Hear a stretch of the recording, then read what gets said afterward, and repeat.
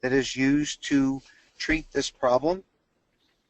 One of the problems is these vascular diseases are not typically treated with a foliar application. But my name is Jeff Picher, and I am a technical rep or an arborologist with Rainbow Tree Care, and I'm a part-time bass fisherman, and also I am a graduate of Ohio State University, home of Archie Griffin, the only two-time Heisman Trophy winner. So this is Rainbow Tree Care's elm tree program. It's been in existence for probably about 30 years or more. And currently we treat or we maintain over 6,000 elm trees in the Minneapolis-St. Paul area. And they're on a 3-year cycle program. One thing that Rainbow does that not too many other companies do is we offer a money-back guarantee. We accept elm trees to our program that are free of Dutch elm disease. And please keep in mind that Arbotect, even though it is a systemic fungicide, it does not have any therapeutic activity. It's more of a protectant. So I just wanted to make that distinction. This program has been around since '81, and there are different methods of treating. And this product, Arbotect, will actually protect your trees for 2.5 to 3 years. The first couple of years you get 100% protection, and usually the last year is about 85% protection. And here's a case study. This is at Evanston in Illinois, and these were the elm losses that they experienced back in the early 2000 area, 2001, 2003. And so the city currently protects over 3,000 elms, but as you can see, the program has worked quite well since it began back in '04. They have only lost a few dozen elm trees, but prior to that they were losing hundreds and hundreds of elms. And so now that they're under the Arbotect program, they've been saving quite a few elm trees. And one thing that we do is we do a lot of research out in the field, and we also partner with a lot of universities and various institutions. And we were actually challenging these treated trees with the inoculum of the Dutch elm disease to see if we could get this disease started. What the Arbotect does, it actually makes it difficult for the disease to actually become established. And so we found out through these challenge inoculations that these treatments actually did work. And so what is Dutch elm disease? Well, basically it's a fungus that is spread by the vector, the European or the native elm bark beetle, and it's carried on their bodies. And when these beetles feed on elm trees, that's how they distribute the inoculum, the conidia, and they actually will spread this disease through feeding. And also there's another way of spreading disease is through root grafts, as we'll talk about in a few minutes. And there are basically 2 strains, but there's many, many substrains of this fungus. So the infection, it occurs and it starts up in the 2 to 4 year old branches, and that's where the elm bark beetle does its initial feeding. It feeds into the small crotches of these twigs, and that's where the infection begins. What happens is the fungus grows in a small, narrow band, and the reason that is narrow because the tree compartmentalizes this fungus, and the fungus is its job and its duty is to grow down into the root system. And so after 4 to 6 weeks after the initial infection caused, let's say, by the beetle, you're starting to notice symptoms of this disease. Some of the symptoms are, and they start in the leaves, as you can see in these photographs, a yellowing, a curling, a wilting, and eventually defoliation of individual branches. And sometimes you've got to get out your binoculars and get up there and look, because these are also the same symptoms that you would see if the branch was broken in a storm, let's say. So what will happen is the other elm diseases that you'd see out there, for example, elm yellows, you will not have the leaf droop. And what typically happens, it starts up in the high canopy of the tree, and immediately the disease starts progressing downward. And so one of the ways of actually diagnosing this is to go up and put a climber up in that tree And what you're looking to do is you're looking to strip the bark and follow the disease and the brown stain down the limb. There are tests for this. You can actually take samples and branch samples.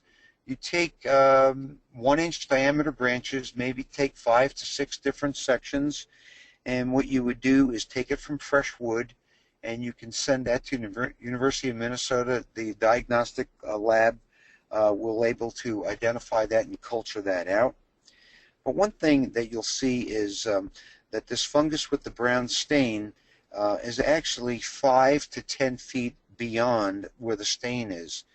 And really what Dutch elm disease, what really causes it is the fungus is stimulating a defense mechanism in the elm tree, and the elm tree produces a substance called tyloses. And really what the tyloses are doing is they're blocking off its own vascular system, and that's what's really causing the wilt of of the individual branches. So as I mentioned, that the bark beetles, both the European and the native bark beetle, are the vectors of this disease, and also along with root grafts. And so there's a couple of life cycles that we've got. There's an early flight of bark beetles, and also there's a late flight in the summer. And then if you have a summer where you've got extremely hot, dry weather, it is very possible that you could have a third flight later on in the summer. But as you can see in some of these, in the photo on the left, you can see where the galleries are, and you can see that's where the beetles have been breeding. One of the protocols is removing dead and dying elms, because they can house thousands and thousands of beetles, and to properly dispose of the trees, you really have to debark them, and that's the only way of really getting the vector under control is by debarking them. I mentioned talking about the 2 flights, and that's really important when it comes to the treatment options, because there are several treatment options for dealing with Dutch elm disease. We are suggesting Arbotect because you get 3-year residual. Some other people are using Alamo, which is propiconazole. One of the drawbacks to using propiconazole is that it does not give you a full year of protection. It'll give you maybe 7 to 8 months. And what'll happen is once that product breaks down, and it's not transmitted from the old wood to the new wood, and that's one of the reasons that Alamo is not an effective preventative for Dutch elm disease. Some people use it as a therapeutic treatment. You want to make sure that you have that disease the tree protected from the infection in the early part of the year once the first flight comes out. Also, cold winters, which we've experienced many times up in Minnesota, will often get below 22 degrees, below zero, and you will kill off a majority of the beetles at that time. So I mentioned earlier they feed in the crotches of the tree, and that's where the fungus spreads. It immediately grows down to the root system, and if the tree's roots are intertwined with other species of American elms, theoretically that fungus could go from tree to tree to tree by way of root grafts, and it's very common for that to happen. What also you've got to keep in mind is that if you get an elm tree that is not infected, you can prevent that disease by doing a thorough examination of the tree, making sure you have no infected limbs. If you do have some small infected limbs, they can actually be pruned out and bark traced out, and we'll talk about that a little bit later. But Rainbow feels so confident about their program, they will actually offer a guarantee that the program will work. So there are several steps for managing Dutch elm disease. Severing the root grafts in between the healthy and infected trees, that is one of the steps. The most important is to remove the source of the vectors, and that is by removing the dying elm trees to reduce that population. Protecting the healthy trees using Arbotect. And what I do recommend is before you go and remove these trees, before you do the root pruning, you really should treat those trees that you want to protect before you do all of those treatments. And also you can save newly diagnosed trees by actually going in and physically removing the pathogen and pruning out these infected limbs. And we'll talk a little bit about that in a few minutes. So what happens if you do nothing? As you can see in this photograph, all these trees are tagged for removal, and so you've got a change in whole environment. Here's an example of this property on the left. There's an American elm. Nothing was done to it. It died, and this is what the property looks like right now.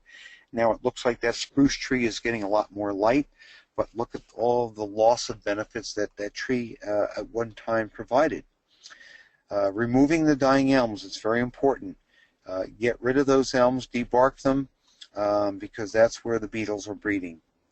Here's an example where a town, they just maybe did some pruning, and they did some crown reduction, and they failed to take out the trees, and there's thousands of beetles in those trees. Severing the root grass is very important. There's several ways of doing that. You could do that with a ditch witch. You can do it with a backhoe, or in this photograph, you can do it with an air spade. And depending on the type of soil that you're dealing with is going to determine the depth of the trench. If you've got a heavy clay soil, as you know, the deeper you go into a clay soil, the lower the oxygen levels are, and that's where the tree roots will not grow in low oxygen levels. Where compared to sandy soil, you will get tree roots down as much as 4 to 5 feet. So you go deeper in sandy soil.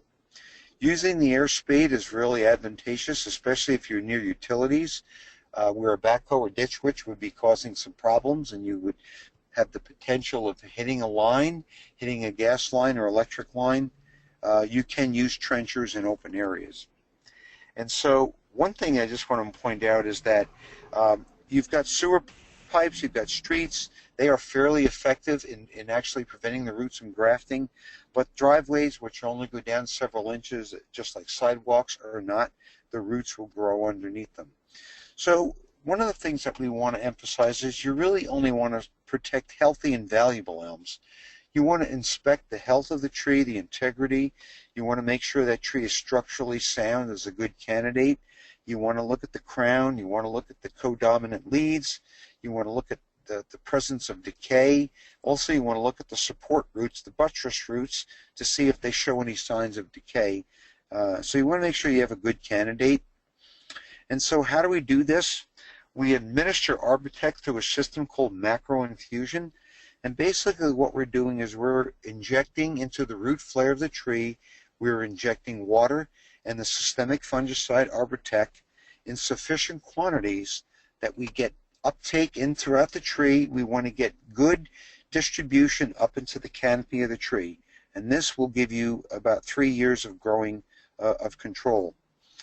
So macro infusion is a process where you've got to do a root collar excavation, as you can see in this photo, and you want to directly inject this material through a harness system that has fairly equal pressure to all T's, so you get adequate and good distribution throughout the whole canopy of the tree.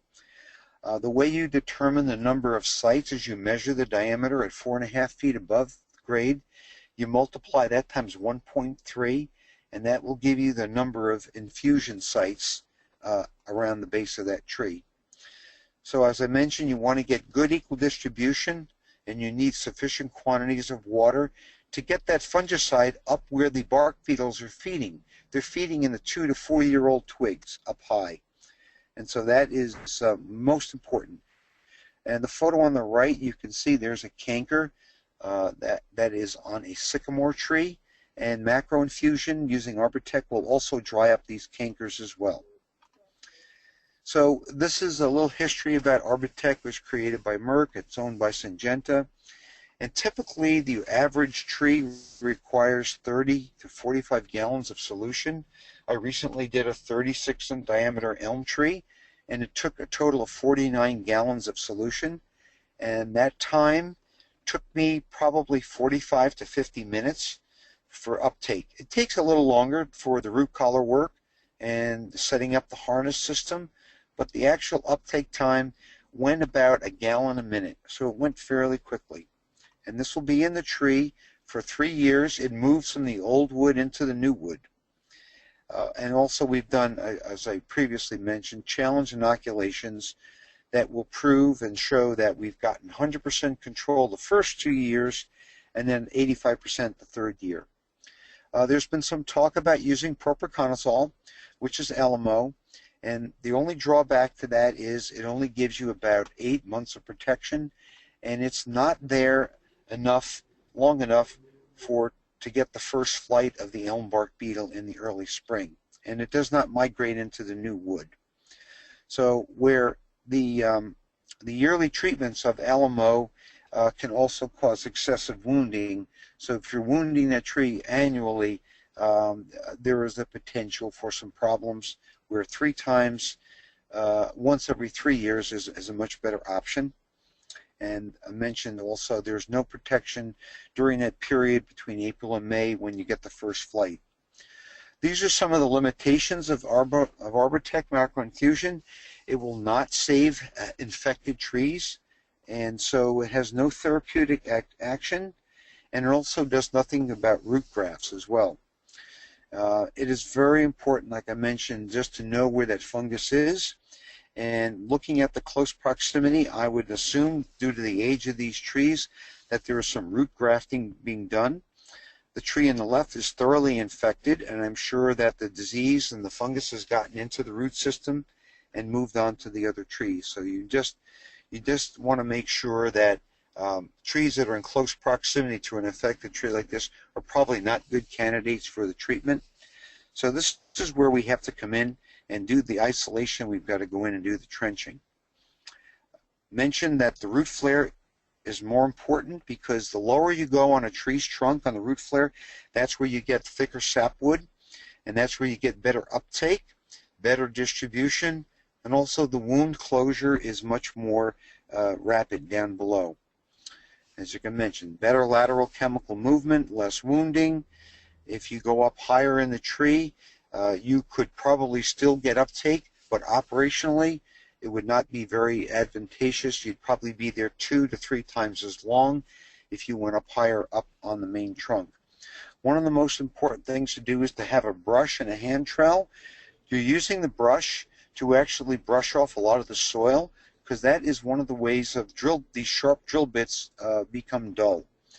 And so that is there's several pitfalls to the success or failure of this treatment, and one of them is actually the drill bits, which we'll talk about in a few seconds. And so what we want to do is get into that crown, that root collar, and you'll get better distribution using the brush, or if you don't want to get down on your hands and knees, get out your air spade. I've used an air spade many times to blow off the root collar. You're not going to damage the bark, but you're going to blow off all the soil, and you're going to get down to the root flares. So one of the most important things in this whole process is using a very sharp drill bit. You're not going to find these sharp drill bits at Home Depot or Lowe's. They are a special stainless steel bit that are not only sharp at the tip, but they're sharp along the helix, and they are 1564 inches in diameter. These are the same tips that are used also for micro-injection when you're treating ash trees for emerald ash borer. One thing what the razor bits do is they actually cut the vascular system, and you want to go in and out of the root flare very quickly. You don't want to spin the drill bit and create a heat or any cauterizing or burnishing of that tissue, because then that will reduce your uptake time. And this is very important. You want to replace the bits every 5 to 10 trees, because after about that many trees, the bits are dull enough where they're not making a nice clean cut. Also, another tip to help your elm treatment process is to insert the tees properly. You want to make sure, number one, that they're not clogged. If they are, you bring a paper clip with you to clean them out. You also don't want to hit them in too deep. You just want to lightly tap them in with a very small hammer. And so you don't want to go in too deep, just in about 1.5 inches or so, inch and a half, and that's as deep as you want to go. This is also another pitfall, that you want to make sure your water supply is not too alkaline. And so we do a jar test. And what we do is we take a fixed amount of water and we mix in a proportional amount of Arbotect, and we want to make sure that this is compatible, and we have no incompatibility, because we want to make sure that stays in solution. The jar on the right, the water is too alkaline, and you can see the white precipitate forms, and that means that it's coming out of solution, and there are ways of dealing with that. And so you've got to make sure either you add muriatic acid to that water at the rate of 1 ounce per 6 gallons of water, or you run it through a deionizer, and that would be the best way. One thing that this harness system does provide is fairly equal pressure to all the different tees.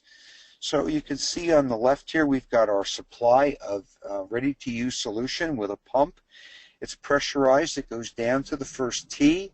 The first tee then splits that material, goes to a second and a third connecting tee, and that would ensure all of these different tees have equal pressure.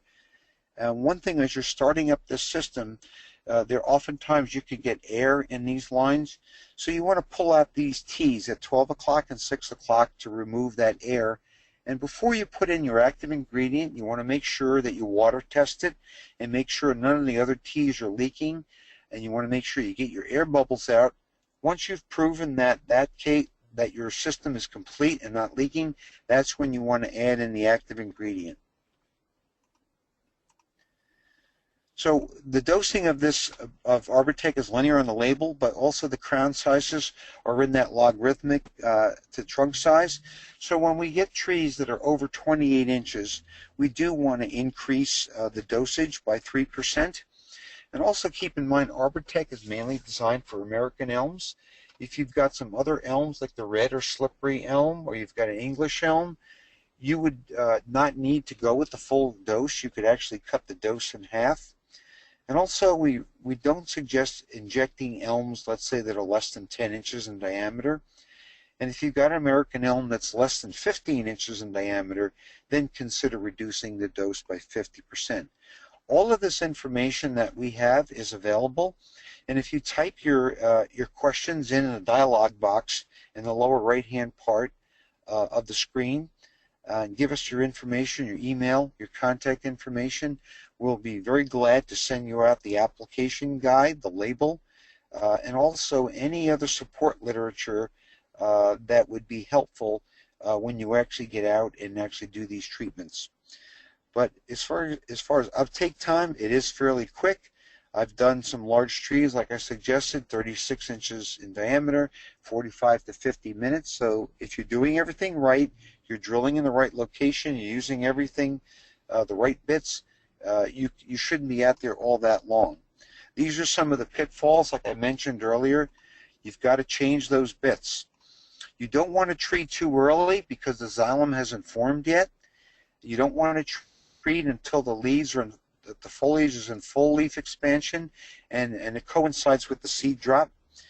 I mentioned do not cauterize or burnish the holes, because you're going to also crush the vascular tissue and you're going to slow down your uptake time.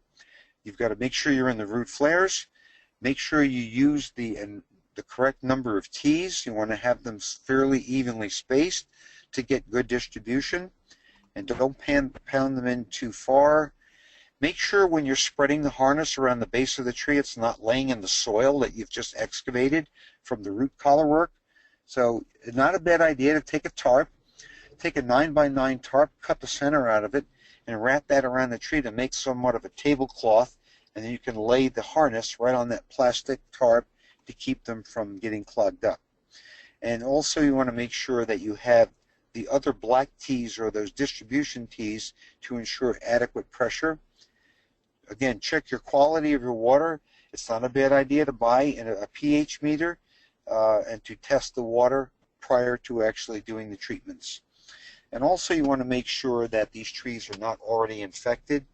That would also not be time well spent in treating an infected tree. It has no therapeutic activity. Tracing. What happens if you find a tree? You've got a limb that you see is flagging. You get a climber up there and you've identified the disease. It's progressing downward. You've got to come down. You've got to follow that that stain, and you've got to come down and debark that tree. And what you do is you've got to go 5 to 10 feet beyond where you see the brown discoloration, because that's where the fungus is. And you've actually got to take the bark off, and you've got to make some horizontal chainsaw cuts, and you're trying to isolate that disease. You're trying to prevent it from going down into the root system. And here's some examples of trees that have been traced out and you've had pretty good bark recovery. And here's a case where you've had very poor recovery. Also, I want to mention a little bit about Arbotect. Is also, again, it's a vascular fungicide, systemic fungicide that is also used to control Sycamore anthracnose, which is very common during cool, wet springs. And here's a brief overview. This disease causes cankers in the 1 and 2 year old twigs, and this is the source of the inoculum, these cankers, and these will go from these twigs out to the foliage, and then they'll infect those leaves, and then they'll also result in a premature defoliation. And I can say that you can have some trees that they're infected every year.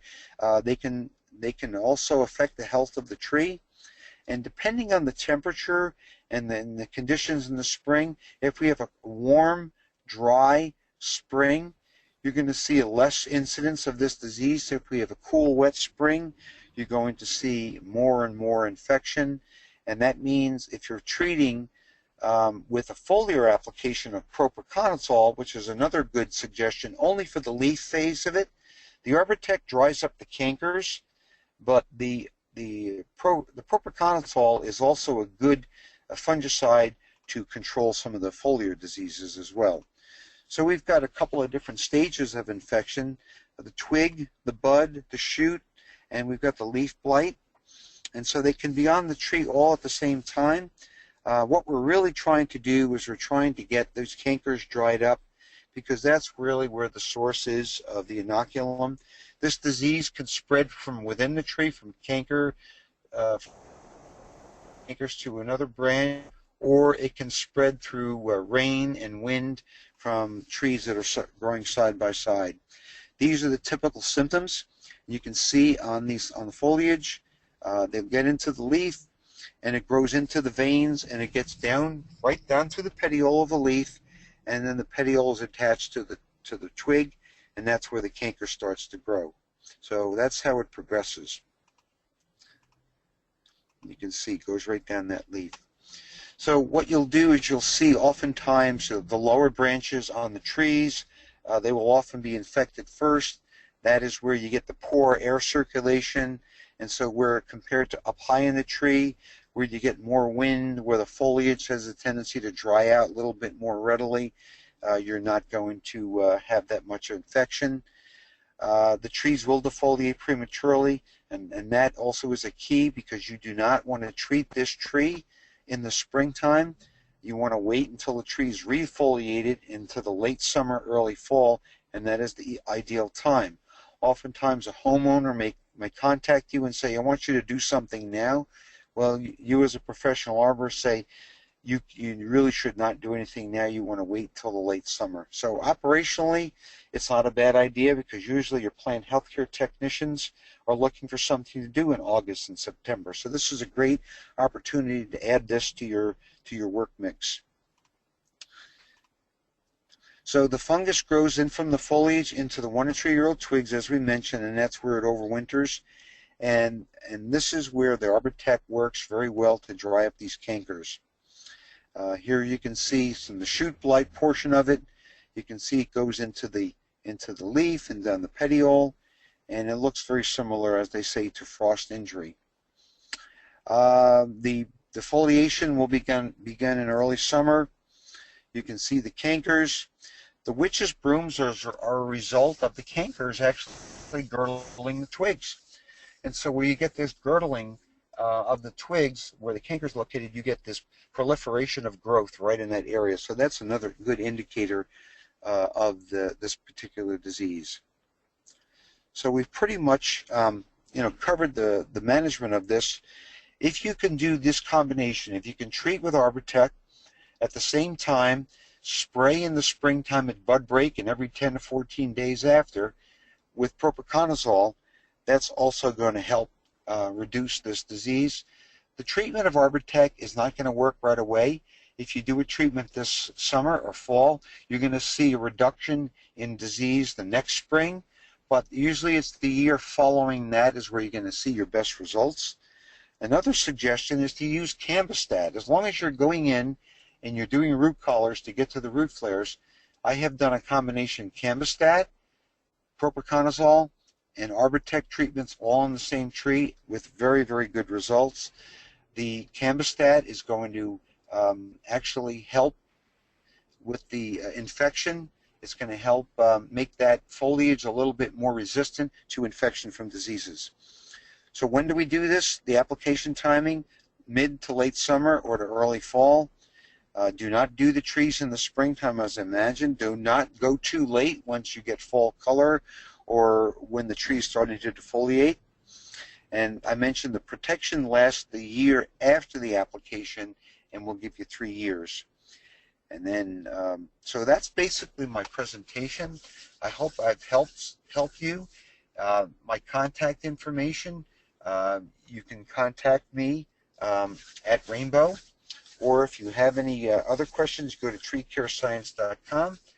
But as I mentioned, type your name and your phone number or your email address in the dialog box to the lower right, and we'll be more than happy to supply you with any of the information that we've just discussed in this webinar.